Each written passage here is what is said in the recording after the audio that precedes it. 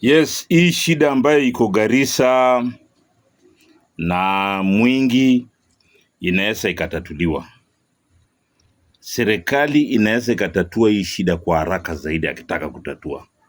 Itolewe sheria ya kusema hakuna mtu ambayo anaweza kukatalia dada yake asiolewe na kabila ingine.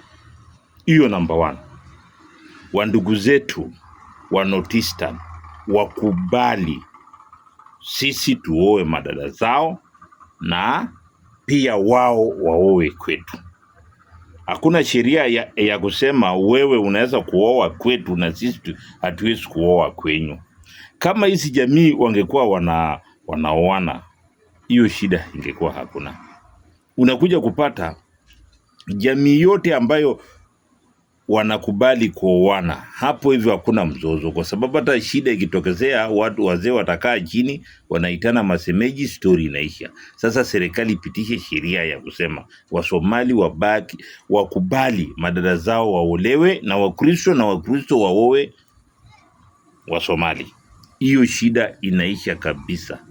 Huwezi kuja kwetu nikupatie shamba, biashara, kila kitu, naishi kwetu, unanyemelea madada zetu na sisi hatuwezi kunyemelea wako. Hiyo ni makosa kubwa. Mkubali tuowe kwenyu na nyinyi tumuoe kwetu. Hiyo wasama inaishia hapo kwa hapo.